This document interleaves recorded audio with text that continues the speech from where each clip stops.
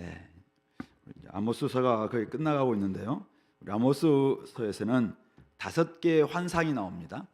우리가 7장부터 보면은 7장의 첫 번째 환상이 메뚜기 재앙이었습니다. 7장 1절부터 3절에 나와 있는데요. 그때 우리 아모스 선지자가 제발 좀 봐달라고, 그래서 이제 그 뜻을 이루지 않으셨죠.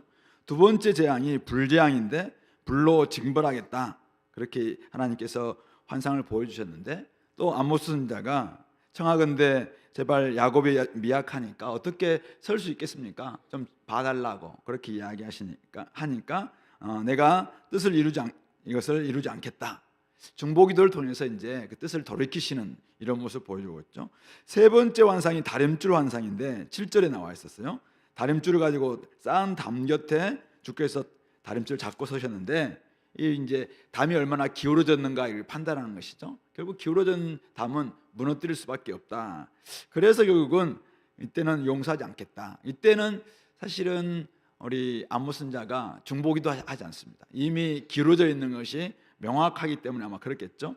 그리고 네 번째 환상이 8장에 나와 있는데 여름 과일 한 강줄이, 여름 과일 한 강줄이, 이 단어나 끝이라는 단어가 사실은 거의 유사한, 그래서 이제 워드 플레이, 언어 유희를 통해서 끝이 다가왔다, 이런 이야기를 우리 8장에서 이제 봤죠. 결국 왜 그들이 이렇게 됐는가? 여러 가지 기근과 지금 기갈이 오고 있는데 말씀이 없어서, 말씀이 있지만은 말씀대로 살지 않기 때문에 그들에게 기근과 기갈을 보내시겠다, 그렇게 이제 말씀을 하시면서 곧 이스라엘이 이제 점점점 끝으로 다가오고 있다라는 것을 보여주고 있죠. 오늘 9장 1절부터 10절은 5번째 환상입니다.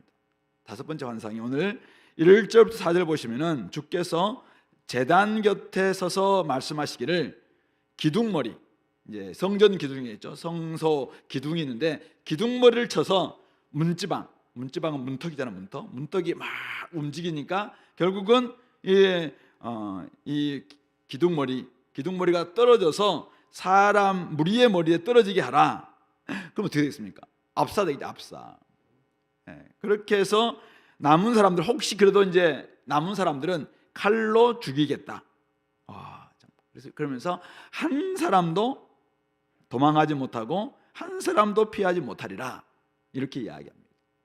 그러면서 2절부터 4절에서는 반복해서 이제 거기서 붙잡아내겠다, 거기서 붙잡아야 되겠다, 이런 표현을 반복 5번이나 반복하고 있거든요. 한번 볼래요? 이제 2절에는 그들이 땅을 파고 스올, 무덤이죠. 무덤 속 깊은 음부라고 할 수 있는 바로 스올에 들어갈지라도 내가 거기에서 내 손이 거기서 그를 붙잡아 오겠다.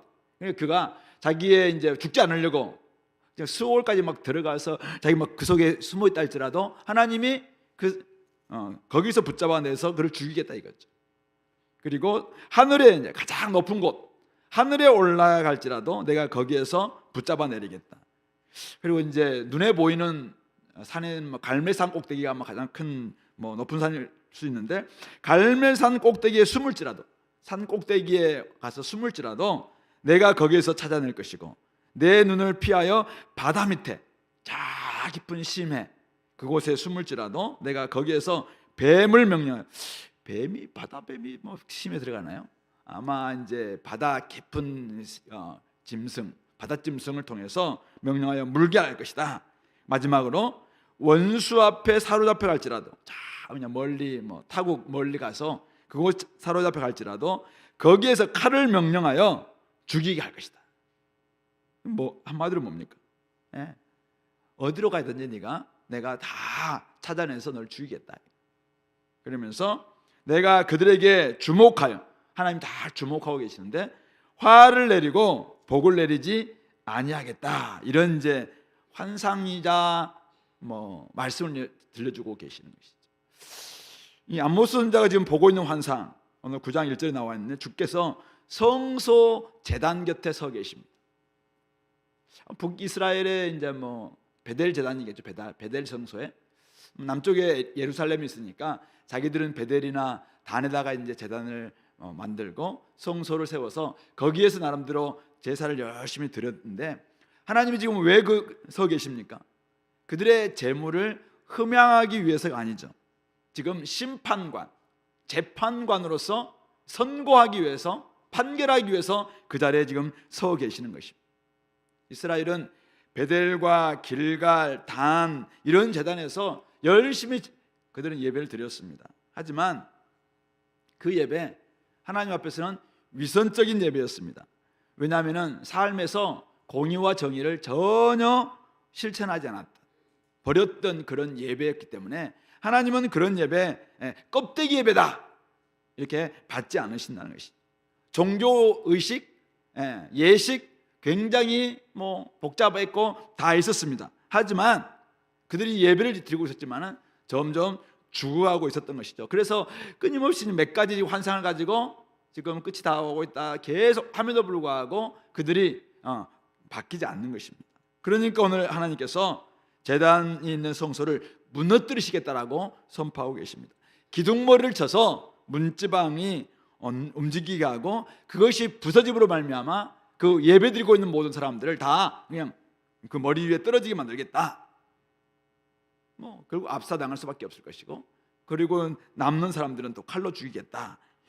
우리 사사기 16장 보면 우리 삼손이 다곤 신전에서 마지막 이제 그가 들릴라에게 이제 가서 이제 눈도 뽑히고 그렇게 하고 있다가 그냥 연자맷돌을 막 돌리고 있는데 이제 머리가 털이 나잖아요. 머리가 점점 자라면서 마지막 힘을 달라고 해서 자기 몸종에게 어디로 데려가랍니까? 다곤 신전에 가서 이제 좀 자기를 양쪽 기둥에 다 세우잖아요. 양쪽 기둥을 마지막 힘을 달라고 정말 하나님 앞에 간절하게 기도하면서 기둥을 막 흔들어서 밀었을 때 어떻게 됩니까? 그곳에 다곤 신전에 있었던 수많은 사람들이 죽임을 당했는데 사사기 16장 30절에서는 뭐라고 이야기하면은 삼손이 살았을 때 죽였던 사람보다 죽었을 때 죽였던 사람들이 훨씬 더 많았다. 이렇게 이제 적고 있는 내용이 나오는데요. 오늘 그런 모습입니다. 지금 베델 성소, 베델 성소 맞겠죠 아마도. 예루살렘 성전은 아닌 것 같아요. 베델에 있는 성소를 지금 그들이 나름대로 자기들의 정치, 경제, 사회, 문화 모든 것을 지탱하고 있는 영적인 가장 중요한 신전이라고 생각하는 바로 베델 성전, 단 신전이겠죠. 근데 그것이 그들에게는 이거 나름대로 자기들은 여호와 하나님께 예배를 드리고 있다고 생각하겠지만은 하나님이 그것을 아예 지금 다 무너뜨리겠다는 거예요. 무너뜨리면서 결국 그 북이스라엘을 멸망시키는, 심판하시는 이런 모습을 지금 보여주고 계시는 것입니다.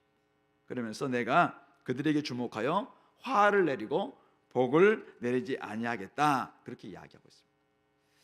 그들이 스올에 들어갈지라도, 하늘에 올라갈지라도, 갈매산 꼭대기에 숨을지라도, 바다 밑에 숨을지라도, 원수 앞에 사로잡혀 갈지라도 내가 그곳에 찾아가서 그곳에서 그들을 끄집어내리고 결국 심판하시겠다. 이 2절부터 4절까지 말씀 보면은 시편 139편이 생각나시죠? 우리 원통하셨던 분들 다 기억나십니까? 139편에 하나님의 전능하심, 전지하심, 편지하심, 무소부지하심, 어디나 계시는 그 하나님이 전능하신 그분께서 우리의 앉고 일어섬을 다 아시고, 우리가 바다 끝에 있다 할지라도 또 하늘에 올라 어디에 있다 할지라도 우리를 잘 아시는 그 하나님, 그렇게 전지전능하시고 편지하신 하나님이 우리처럼 미물 같은 보잘것없는 우리들을 다 아시고, 그렇게 크신 하나님이 우리 같이 연약한 자들을 잘 아시고 우리를 살펴주시는 그런 인격적인 하나님, 그 부분들을 찬양했다면은 오늘 그 하나님이 오늘 심판 상황에서도 동일하게 지금 나타나고 계시는 것이죠. 그들이 어디에 있든지 어디로 피하든지 다 찾아내서 심판하시겠다 그렇게 이야기하고 있습니다. 그러므로 하나님께서는 우리의 숨은 죄까지 다 아시는 분이십니다. 혹시 말씀대로 살지 못함으로 말미암아 불순종하고 있는 죄, 이 정도는 하나님 모르시겠지. 그렇게 숨겨놓은 죄, 어딘가에서 자기 혼자서 남몰래, 아무도 몰라요. 부모님도 모르고 친구도 모르고 누구요? 가장 친한 사람도 잘 몰라요. 그래서 자기만 알고 있는 아주 깊숙한 내밀한 죄, 그것까지도 하나님께서는 끄집어내십니다. 우리 마음속에 있는 아주 깊은, 가장 깊은 마음속에 더 깊은 부분이 있다할지라도 거기서 짓고 있는 그 죄마저도 하나님께서는 다 끄집어내고 너 그거 죄다, 이렇게 지금 말씀하신, 높은 곳이나 낮은 곳, 가까운 곳이나 먼 곳으로 도망하여 숨을지라도 찾아내시는 하나님. 뭡니까? 더 늦기 전에 하나님께로 돌이키는 것이 중요하다. 자, 이렇게 이스라엘을 향해서 심판의 불가피성, 심판하시겠다 선포하신 하나님은 어떤 분이신가? 오늘 5절 6절은 아모스 선지자가 이렇게 이야기하고 있습니다. 주 만군의 여호와는 땅을 만져 높게 하사, 땅을 창조하셨던 분이 땅을 만져서 높게 하사, 새롭게 빚는 느낌이죠. 거기 거주하는 자가 애통하게 하시며 그 온 땅이 강에 넘침같이 솟아오르고, 땅이 갑자기 막 강물이 넘치는 것처럼 땅이 막 솟아오르는 거죠. 지진이 있나요? 어떤 뭐 엄청난 솟이 막 오르기도 하고, 애굽강 같이 낮아지기도 하고, 애굽강은 저 나일강이 저기 뭐 이렇게 삼각주로 내려가듯이 그렇게 갑자기 막 온 땅이 쫙 낮아지기도 하고, 그러니까 막 이렇게 땅들을 완전히 이렇게 변곡시키기도 하는 이런 분이시죠. 그분은 땅뿐만 아닙니다. 그의 궁전을, 하나님의 궁전, 하나님이 계신 곳은 하늘에 세우셨는데 그 궁창의 기초를 땅에 두시고, 그렇게 결국 하늘과 땅을 다 연결되고, 하늘뿐만 아니라 땅까지도 다 하나님께서 관장하고 계시고 주관하고 계시다라는 걸 보여주고 있죠. 뿐만 아니라 바닷물을 불러서, 옛날부터 이제 바닷물이라면은 늘 좀 대적고 좀 두려운 존재들, 이런 바닷물을 불러서 지면에 쏟으신, 결국은 하나님의 이 권능을 찬양하는 내용인데, 이 권능을, 하나님의 크심과 권능을 찬양하는데 결국은 그런 하나님이 심판하시는 하나님이라는 거예요. 그러면서 그 이름은 여호와시다.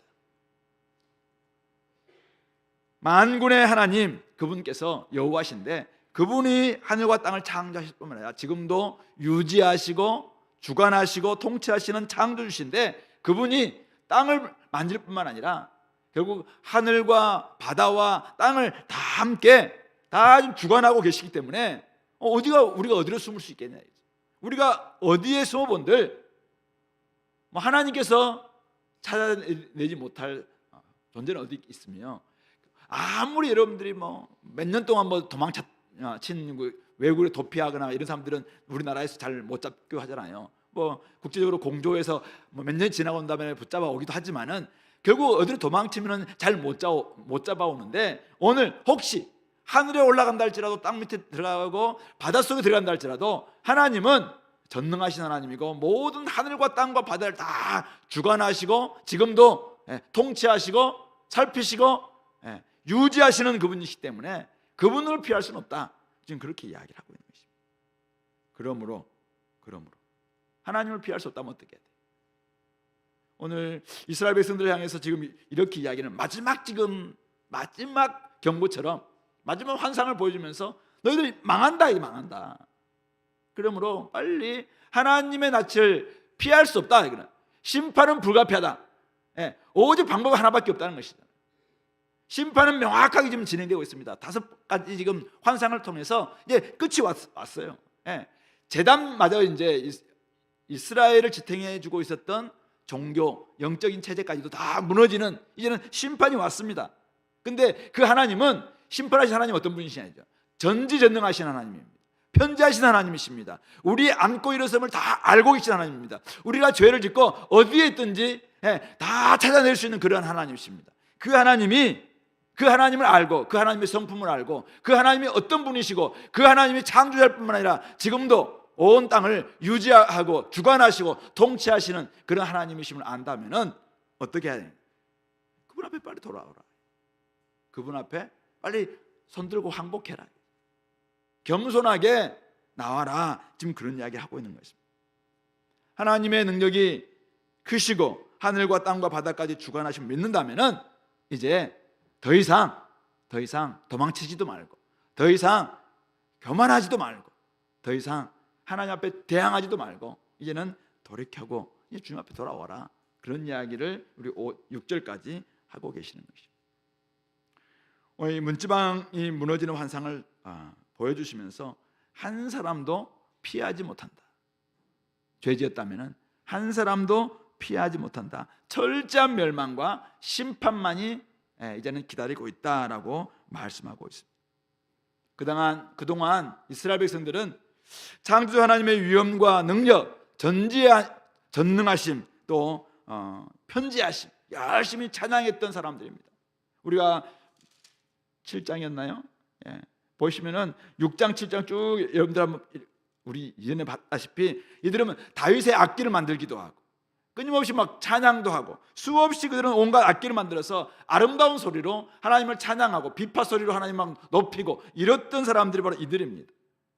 그런데 오늘 주 만군의 여호와께서 그 크신 위엄, 그 크신 능력을 가지고 지금 뭐 하겠다는 것입니까?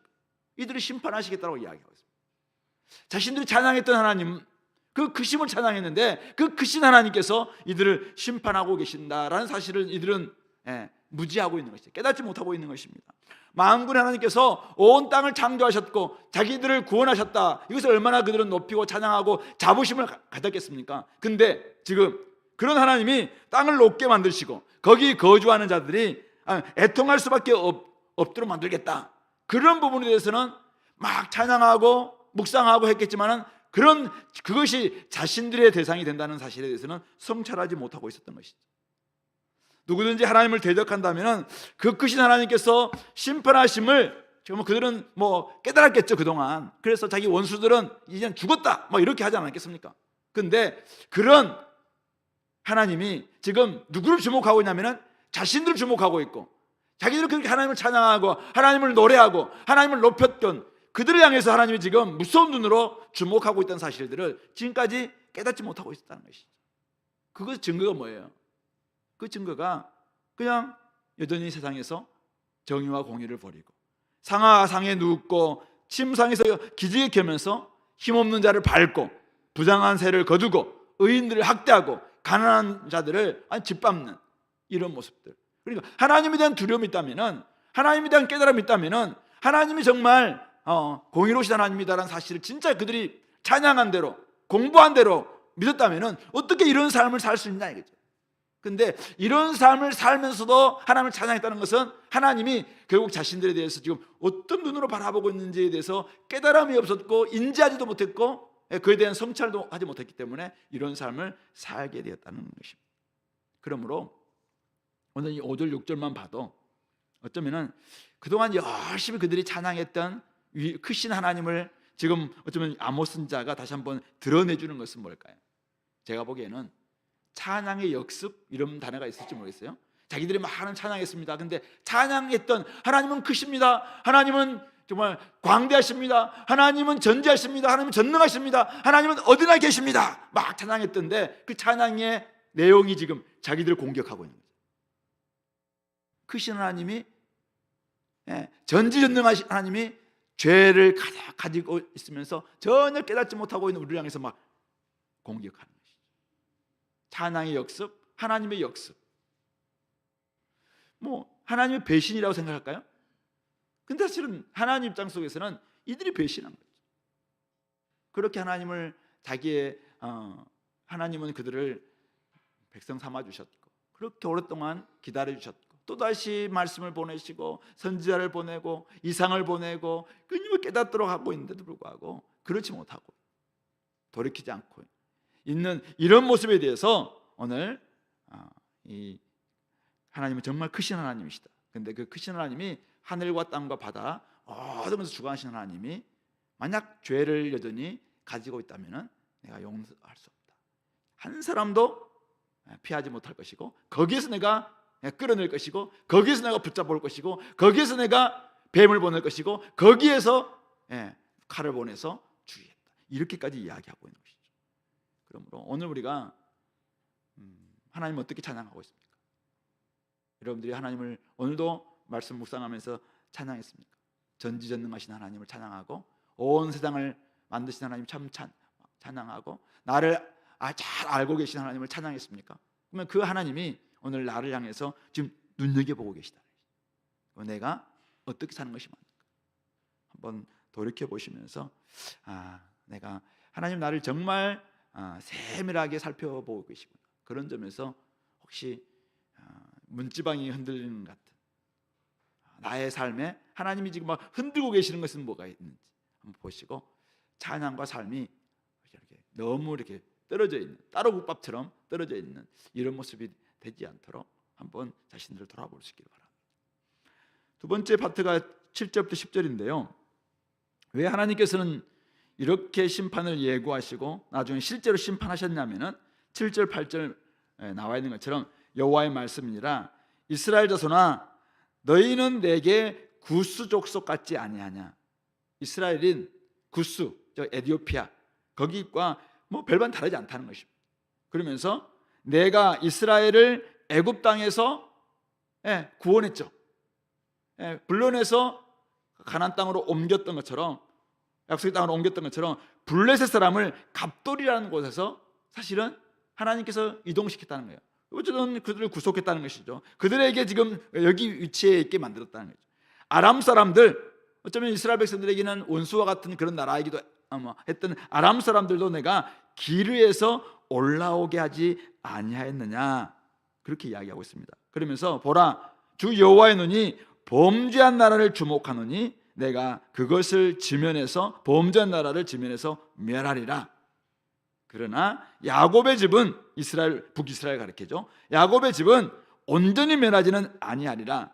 왜냐하면 하나님과 계약을 맺었어요. 그래서 온 세계를 구원하시기 위해서 이스라엘을 사용하시겠다. 그래서 결국은 이스라엘이 범죄할 때 하나님께서는 책망하실 겁니다. 멸하십니다. 그런데 온전히 멸하지는 않아요. 왜냐하면 이스라엘과 함께 언약을 맺었던 그 언약을 기억하시면서 결국 이스라엘이 남아있어야지 이스라엘을 통해서 온 세상을 구원하시는 하나님의 뜻을 이룰 수 있기 때문에 그렇게 하시겠다, 그렇게 말씀하고 있습니다. 결국 범죄했다면, 범죄한 나라는 하나님께서 주목하십니다.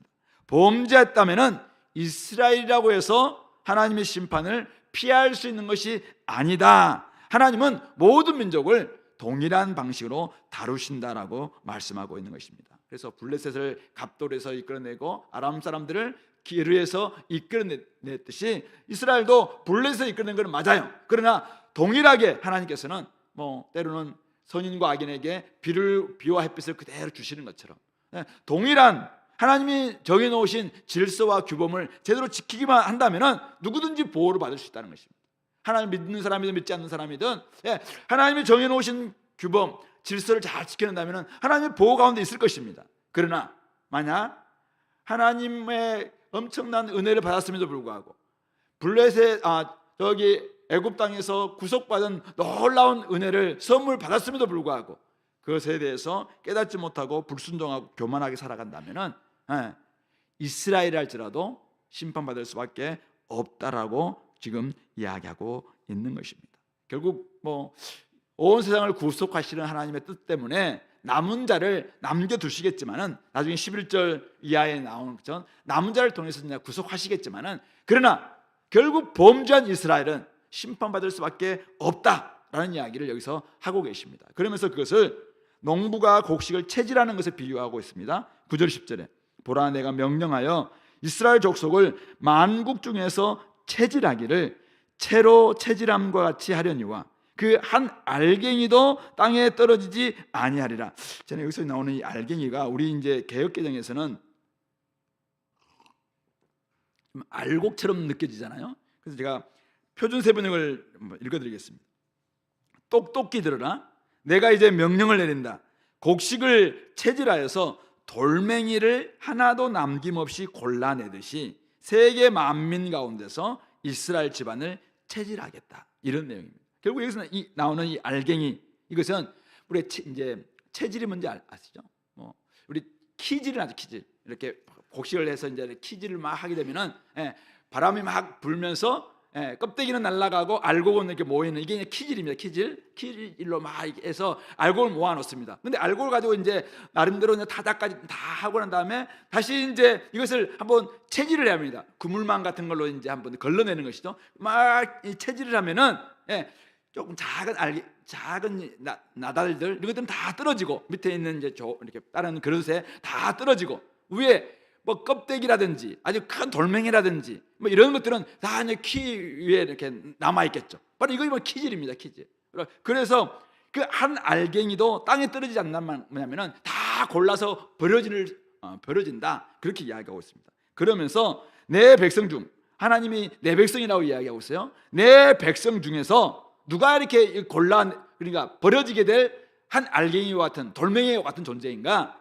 내 백성 중에 말하기를 화가 우리에게 미치지 아니하며 화가 우리에게는 이르지 아니하리라 하는 모든 죄인. 자, 하나님의 백성 맞아요? 하는 백성들 중에 있어요. 그런데 그런 사람들 중에서 교만해가지고 하나님이 아무리 심판하셔도 나는 선민이야, 나는 아무리 나를 어떻게 살아도 나는 괜찮아, 하나님은 나는 용서해 주셔, 화는 나한테 미치지도 않고 나한테 이르지도 않아, 이런 죄인들, 이런 교만한 놈들이죠. 이런 놈들이 바로 여기 다 걸러서 결국 버려질 존재들이다, 그렇게 말씀하고 있는 것이죠. 교만은 패망의 선봉이고 지름길이라고 이야기했던 잠언의 말씀들을 그대로 이제 보여주고 있는 것입니다. 이것이 오늘 내용입니다. 우리 이 내용을 통해서 오늘 우리에게 주시는 교훈이랄까요, 메시지 한 세 가지만 한번 살펴보겠는데요. 첫 번째는 오늘 이 어떤 환상입니까? 성전 문지방이 흔들려 무너지는 환상입니다. 성소의 파괴, 성전 제단의 파괴를 보여주는 환상입니다. 결국 이스라엘이 지금 심판받는 멸망에 대한 환상인데, 결국 왜 이 성소를 무너뜨리는 환상입니까? 결국 이스라엘의 멸망은 어디에서 비롯됐다고요? 성전의 타락, 성소의 타락, 즉 영적 타락에서 비롯되었다라는 것을 보여주고 있는 그런 환상이라는 것이죠. 사회의 타락, 공동체 타락, 국가의 타락은 어디에서부터 비롯될까요? 단지 윤리 도덕적 타락에서 오는 것이 아니라 영적 타락에서 비롯된다는 것입니다. 만약 이스라엘 백성들이 하나님과 올바른 관계에 있었다면, 당연히 영적으로 타락하지 않고 그들이 하나님과 올바른 관계에 있었다면 당연히 바른 삶으로 이어졌을 것입니다. 그러나 그들이 예배를 드렸습니다. 성소에 나아가서 제사를 드렸습니다. 수많은 제물을 드리기도 했습니다. 그곳에 찬양도 있었습니다. 그곳에서 갖가지 질서 체제를 가지고 나름대로 종교 생활을 열심히 했습니다. 그런데 전혀 하나님 앞에서 관계가 되어 있지 않는, 하나님이 원하시는 그런 모습이 아니었어요. 그러니까 타락한 예배였습니다. 타락한 예배. 영적으로 타락한 예배다 보니까 자연스럽게 정치, 경제, 사회, 문화, 종교 다 타락으로 이어질 수밖에 없었던 것이죠. 그래서 지금 각가지 다른 것에서 계속 지적하다가 마지막 부분에서 이 성소를 무너뜨리겠다라고 이야기하고 있는 것이죠. 여기서부터 타락, 바로 여기가 타락했으니까 결국 전체가 타락하고 있는 것이다라는 것을 지금 말씀해주고 있는 것입니다. 우리의 신앙을 판가름해 볼 수 있는 리트머스 시험지와 같은 바로미터는 무엇입니까? 내 신앙이 바로 지금 내가 하나님 앞에서 영적인 관계가 바로 되어 있다, 이것을 정말 볼 수 있는 바로미터는 삶입니다. 삶으로 설명한 신앙이 되지 않으면 그 가짜 신앙입니다. 여러분들이 열심히 예배드리고 열심히 헌금 내고 열심히 찬양하고 열심히 뭔가를 11조 내서도 삶으로 그것이 드러나지 않는, 삶과 연결되지 않는 신앙은 가짜예요. 그는 허울 좋은 게살구이, 빛깔 좋은 게살구에 불과합니다. 먹을 수 없는 거예요. 속빈 강정이에요. 그것 헛된 신앙에 불과합니다. 가짜 신앙이죠. 가짜 신앙. 하나님 관계가 무너져 있다면은, 왜 삶이 무너지냐면은 하나님 관계가 무너져 있기 때문에 그렇습니다. 예배를 드렸다고 하나님 관계가 회복된 게 아니에요. 결국은 삶의 질서가 무너졌다는 것은 예배 가운데 진짜 하나님만 삶의 중심을 모셔야 되는데, 요한계시록의 표현이라면은 보호자에 앉으신 분이 하나님이셔서 하나님을 딱 중심에 모시고 다른 모든 것들 다 질서를 잡았어야 되는데 보호자에 하나님이 계시지 않는 거죠. 보호자는 딱 있어요. 근데 그 보호자에 누가 있으면 우상이 있든지 자기 욕망이 있는 거죠. 자기가 딱 중심에 있으니까 그게 무슨 그런 욕망을 가지고 예배를 수없이 드려도 하나님께 예배 드리는 게 아니라 자기의 욕망을 충족시킨 예배죠. 그건 가짜 예배입니다. 가짜 예배. 그런 예배니까 그것은 무너질 수밖에 없어요. 그런 예배란 무너져라. 무너져라. 내면 세계가 무질서하면은 다른 모든 생활, 우선권들 다 무너질 수밖에 없습니다. 그러므로 우리가 지금 10년, 20년 예배를 드리고 신앙생활하고 PBS를 오랫동안 해도 여러분들이 PBS를 통해서 여러분들 중심에 있는 자기의 재단 속에 보좌에 여전히 자기가 앉아있고 여전히 우상이 앉아있고 여전히 다른 것이 앉아있는 그런 예배라면은 당연히 그 삶 속에서 그대로 드러날 겁니다. 여러분들이 이곳에서 열심히 찬양하고 뜨겁게 찬양하고 돌아가서 자기 욕망을 막 드러내는 삶을 사는 이유가 뭐냐면은 그런 예배를 드렸기 때문에 그렇습니다. 이곳에서 사마리아에서 베델에서 송아지 우상을 섬기는 그런 예배를 드렸으니까 당연히 삶 속에서도 그냥 세상을 섬기는 그런 삶으로 연결될 수밖에 없다는 것입니다. 그래서 헛된 것을 섬기는 예배라면 무너뜨려야 합니다. 그래서 오늘 하나님이 무너뜨리는 것입니다. 그래, 헛된 제단은 무너뜨려야 11절에 나와 있는 다윗의 무너진 장막을 일으킬 수가 있습니다. 만약 우리가 여전히 베델의 성소, 또 그 제단, 이것을 계속 부여잡고 있으려면 하나님이 기둥머리를 치기도 하고 문지방을 흔들고 그런데도 절대 안 무너뜨리게 하려고 계속 붙잡고 있으면 어떤 일이 벌어질까요? 다윗의 장막은 세울 수가 없어요. 온전한 장막은 세울 수가 없습니다. 온전한 장막은 세울 수 없고 하나님은 그런 예배 더 이상 받지도 않을 겁니다. 그런 점에서 오늘 2024년이 시작된 지 우리 이제 한 달 거의 지나가고 있는데 여러분들 한번 스스로를 돌아보시기 바랍니다. 가정에서 예배를 드리고 싶든 여기서 예배를 드리든 나의 하나님과 관계는 어떻는가? 내가 지금 영적으로 하나님과 관계에 어떤 관계인가? 내 영적 상태는 어떠한가 한번 돌아보시기 바랍니다. 여러분들의 예배 생활, 개인 예배, 공동체 예배, 삶의 예배를 한번 보시기 바랍니다. 하나님께서 여러분들의 지금 재단에 기둥머리를 쳐서 문지방을 흔들고 계시지 않는지 한번 귀를 한번 기울여 보시기 바랍니다. 이거 빨리 무너뜨리라고 좀 이야기하고 있지 않는지, 아니면은 너의 이 재단은 다윗의 무너진 장막이 일어난 새로운 성전의 예배구나. 예수님이 정말 삶의 중심에 있고 예수 그리스도만이 가장 존귀하고 모든 이름에 뛰어난 이름으로 예수님을 섬기는 그런 삶을 네가 잘 살고 있구나. 조금 여러 가지 부족한 부분이 있지만은 그런 부분이라고 받아주신다면은 그 예배, 그 제단 지탱해 나가면 됩니다. 그러나 만약 그렇지 않고 영적 상태가 다양한 모습으로 형식은 다 갖췄죠. 그런데 여전히 보좌에 하나님이 아니라 자기가 있고 자기 욕망이 있고 세상에 그냥 탐심이 가득하고 아무리 설교를 때리고 PBS를 가지고 때리고 공동체 아침마다 큐트를 가지고 해도 절대 이거는 무너뜨릴 수 없는, 이거는 절대 사수하려고 하나님이 지금 흔들고 계심에도 불구하고 이거는 절대 내가 안 된다고 해요. 그러면은 그건 이미 타락한 예배입니다. 영적 타락은 삶의 타락으로 이어질 수밖에 없을 것입니다. 그런 점에서 우리가 한번 우리 삶의 보좌에 앉으신 하나님을 삶의 중심에 모시고 있고 그 결과 우선순위라든지 모든 부분들을 다 지금 다 질서 앞에서 정말 밖은 태풍이 부는 것 같고 이렇게 할지라도 내 내면은 평안하고 어디에 있든지 간에 사실은 염려 근심보다는 좀 평안함으로 좀 넘쳐나고 이런 예배인지, 올해가 이대로 간다면은 내 올해 12월 마지막 때 가도 참 나의 삶은 점점 자라가서 하나님이 기뻐하시는 모습으로 성숙될 수 있을 것인지, 아니면은 그냥 베드로후서에서 아무리 믿음의 덕을 덕의 지식을 절제를 쭉 이야기하고 경건에까지 자라가라고 아무리 해도 그래서 넉넉히 그 영원한 하나님 나라에 들어갈 수 있도록 좀 자라가도록 아무리 해도 그거는 그냥 한번 들었던 말씀이고 성경 딱 공부 끝나면은 더 이상 이제 삶 가운데 전혀 그것이 역사하지 않는 예배라면은 사실은 오늘 하나님께서 네가 너의 예배가 좀 타락하고 있다, 너희가 좀 영적으로 좀 문제가 있다, 이걸 좀 흔들고 계시다는 사실을 좀 깨닫고 내가 지금 흔들리고 있는가, 나의 삶이 지금 전체가 기반 자체가 좀 흔들고 있는가, 곧 무너질 수밖에 없을 것 같은가. 그렇다면은 빨리 이거 바꿔야 됩니다.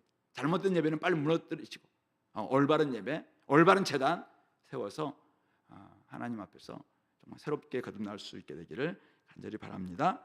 두 번째는 오늘 여기 죄를 가볍게 여기면은 자신의 종말이 가까이 와 있음도 감지하지 못합니다. 이 죄가 얼마나 무섭냐면은 죄는 우리로 하여금 굉장히 둔감하게 만들어요. 하나님에 대해서, 자기 종말에 대해서도. 왜냐하면 죄는 끊임없이 우리를 막 부추기고 있거든요. 쾌락으로 부추기기도 하고 온갖 그냥 재밌는 것을 막 부추기기도 합니다. 근데 죄는 어디로 우리를 끌고 와 있죠? 성경은 죄는 죄의 값은 사망이라고 이야기하니까 죄가 우리를 끌고 가는 곳은 사망이거든요. 점점 더 종말에 가까워오고 있어요. 근데 이게 감지하지 못합니다. 왜냐하면 죄에 지금 쾌락에 젖어 있기 때문에. 근데 성경 뭐라고 합니까? 죄인은 그 한 사람도 하나님의 심판에서 피할 수 없다라고 이야기하고 있습니다. 죄인이라면은 내 백성 중에 있는 죄인이랄지라도 내가 복이 아니라 화를 지금 그한테 주겠다라고 하나님은 좀 이야기하고 있습니다. 죄에 대해서 가볍게 여기는 사람은 자기 만족이나 교만에 빠져 있는 경우가 굉장히 많습니다. 그럼 믿는 사람 있는 믿지 않는 사람이든 제가 보니까 거의 비슷한 것 같아요. 믿는 사람 중에서도 교만한 사람들이 있어요.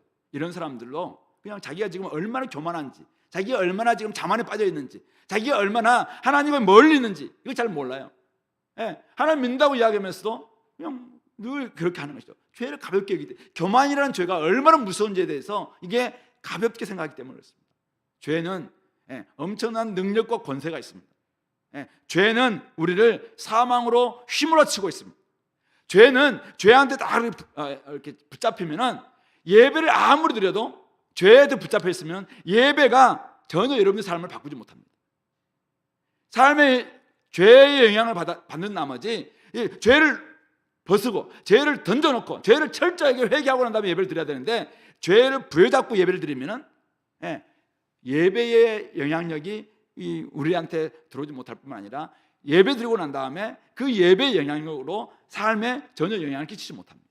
그래서 이 죄는 진짜 철저히 벗어버려야 돼요.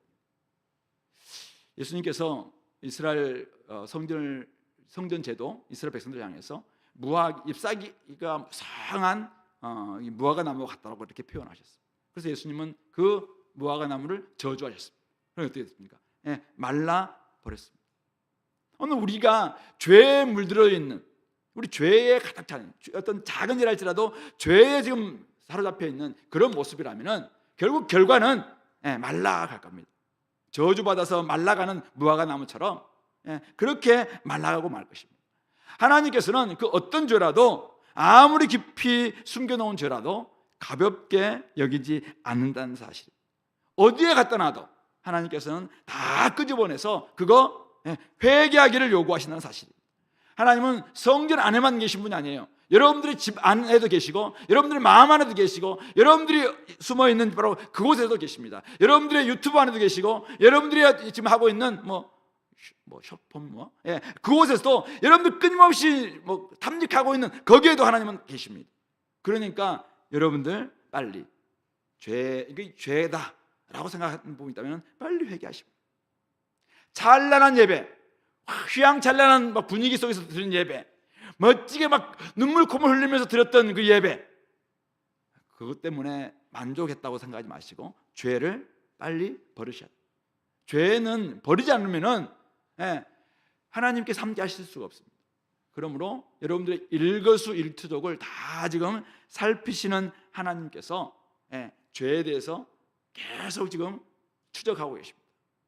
하나님은 어떤 죄가 우리를 사망으로 이끌어가고 있는데, 하나님도 이거 우리를 그냥 포기하지 않고 끊임없이 추적하고 계십니다. 여러분들 지금 어디로 가고 있는지 다 추적하고 계십니다. 여러분들이 어디로 가고 있습니까? 그곳에 하나님은 추적하고 계실 것입니다. 하나님은 편지하시고 무소부지하시고 여러분 잘 아시는 분입니다. 여러분들이 죄를 가지고 지금 살아가고 있는 그 현장에도 하나님은 가고 계십니다. 그러면서 또 한번 이야기합니다. 야, 빨리 버려라. 그래야지 네가 산다. 사망이 지금 코앞에 있습니다. 그 앞에까지 하나님께서 끝내 건져내기 위해서 다시 한번 이야기할 겁니다.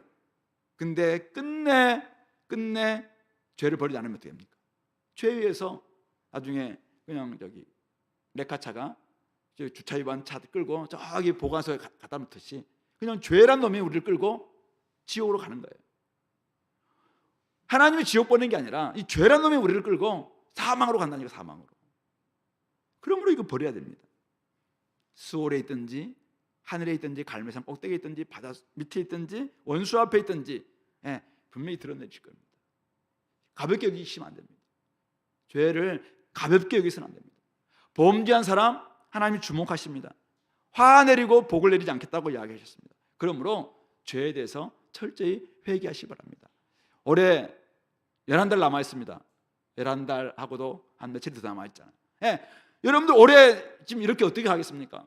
의롭게 가겠습니까? 의인으로 가겠습니까? 아니면 죄와 더불어 가겠습니까? 시작한 지 얼마 되지도 않는데 또 죄를 좀 달고 살겠습니까? 빨리 오늘 밤에 죄 버리시기 바랍니다. 그래서 좀 다른 모습으로, 하나님이 좀 기뻐하시는 모습으로, 그렇게 살아갔어요. 가지 않는다면 오늘 주님이 끄집어내겠다, 거기서 내가 들어오겠다, 거기서 내가 끄집어내리겠다, 계속 좀 추적하고 계십니다. 계속 하나님은 여러분 추적하실 겁니다. 그런 점에서 오늘 좀 정결한 모습으로 하나님 앞에 갈 수 있는, 그래서 좀 2월, 3월, 4월이 가면 갈수록 훨씬 더 하나님의 영원한 나라에 내가 들어가기에 넉넉히 들어갈 수 있도록 내가 좀 점점점 그래서 신의 성품을 참여하여서 믿음의 덕의 지식의 절제를 쭉 해서 지금은 경건에까지 거의 이르렀다. 마지막 사랑까지는 아직 조금 멀었지만 내가 경건 정도는 이르렀다. 이 정도 좀 될 수 있도록 좀 자라갈 수 있는 그런 우리 좀 모습이 될 수 있도록 매일매일 짓는 순간 빨리 좀 돌이키고, 이거 자꾸 덮어둘 생각하지 마시고 빨리 좀 들춰내시는 하나님 앞에서 고백하시고 새롭게 회복되는 우리 공동체 되시기 바랍니다. 마지막 한 가지는 체질하시는 하나님 앞에서 알맹이인가 돌멩이인가. 제가 이 마지막 9절 10절 보면서 돌멩이와 알맹이의 차이는 무엇인가? 우리 키즈를 통해서 이제 쭉정이는 다 날아가고 껍데기 다 날아갔어요. 근데 좀 무게가 있는 것은 키즈를 통해서도 다 남아 있거든요.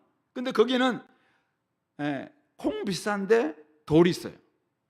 이거 나중에 키즈를 통해서 조금은 더 이제 더 작은 부분들은 다 내려가서 이제 우리 저장에 들어갈 거예요. 근데 때로는 키즈를 통해서도 잘 안 되는 이 돌멩이가 있습니다. 작은 자잘한 돌멩이, 그 나달 비슷한 알맹이, 알곡 비슷한 돌멩이들이 있어요. 이런 것들이 한 번씩 밥에 섞이면 딱 씹는 순간 이가 나가기도 하죠. 제가 어렸을 때 밥 먹다가 돌을 많이 씹었어요. 성격이 까탈스러워서 자꾸 돌을 씹는다고 이야기하더라고요. 근데 돌을 씹는 게 제 잘못인가요? 돌멩이가 들어와 있는 돌을 걸러내지 못한 우리 엄마 잘못이기도 하고, 그런데 자꾸 네가 성격이 안 좋아서 자꾸 그걸 돌을 씹는다. 머리카락 봐도 네가 맨날 까탈스럽게 하니까 머리카락이 또 네 밥에만 있다, 이렇게 이야기하더라고요. 그래서 아니 그게 내 잘못인가? 뭐 이런 생각이 들었는데, 중요한 건 이거죠. 그거 뭐 누구 잘못을 떠나서 때로는 왜 엄마가 돌멩이와 이것을 같이 했을까요? 요놈이 딱 보니까 거의 키즈를 통해서도 안 걸러졌어. 거의 비싼, 생김새도 비싸고 모양도 비슷하고, 근데 하나 알맹이는, 알곡은 먹을 수 있지만 돌멩이는 먹으면 죽어요. 점점 사람을 죽여요. 나중에는 어디에 쌓이게 되면은 수술해야 되는 그런 일도 벌어지잖아요.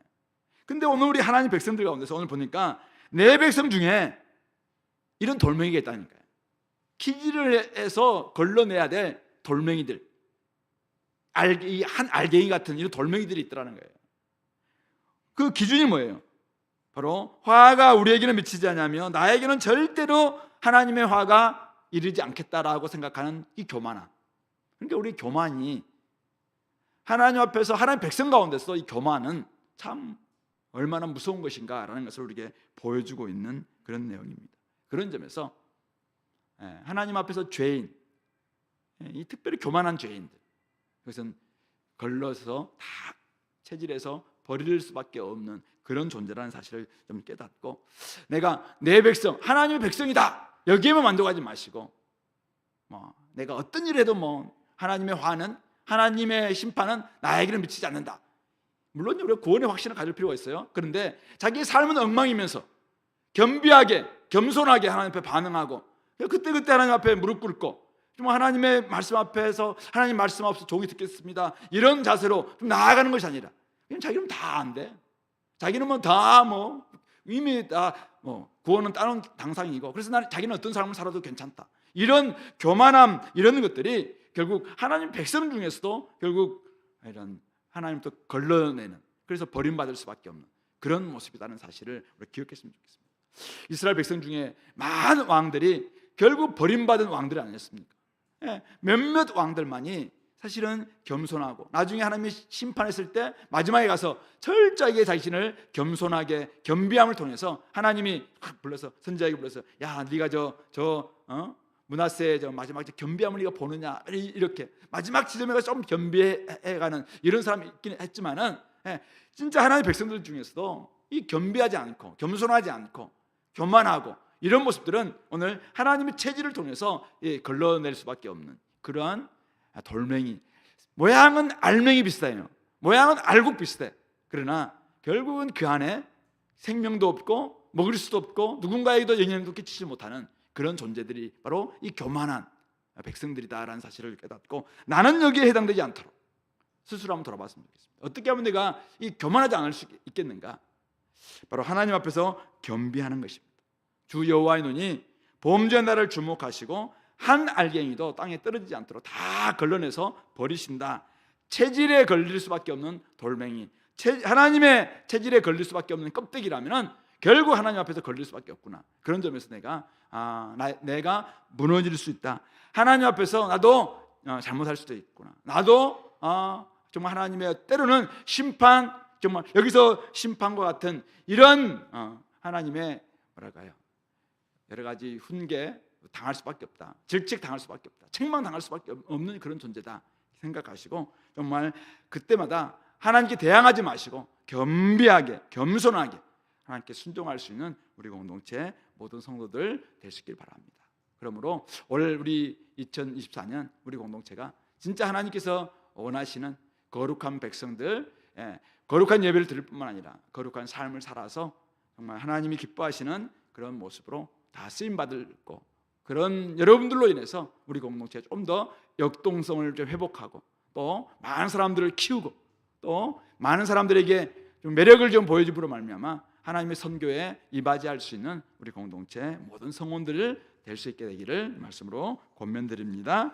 같이 한번 기도합시다. 오늘 말씀을 좀 기억하시면서 하나님 아버지, 한 사람도 하나님께서 정말 무너져 있고 또 영적으로 타락되어 있는 사람들은 한 사람도 하나님의 심판에 피할 수 없다고 이야기했는데, 나의 영적 상태는 어떠합니까? 내가 혹시 영적으로 타락되어 있어서 나의 제단도 무너질 수밖에 없는 것이라면 하나님 아버지, 내가 다시 한번 제단을 새로 쌓게 도와주시옵고 정말 하나님이 기뻐하시는 그런 예배 관계의 회복 일어날 수 있도록 함께 달라고 기도했으면 좋겠고, 또 죄라면은 아버지 작은 죄라도 철저히 좀 회개함으로 하나님이 기뻐하시는 그런 모습으로 바뀔 수 있게 해달라고, 특별히 교만의 죄가 있다면은 하나님 아버지, 내가 교만한 마음들 다 버릴 수 있도록 겸비하게 겸손하게 하나님 앞에 반응할 수 있도록 이 시간에 같이 한번 기도하겠습니다.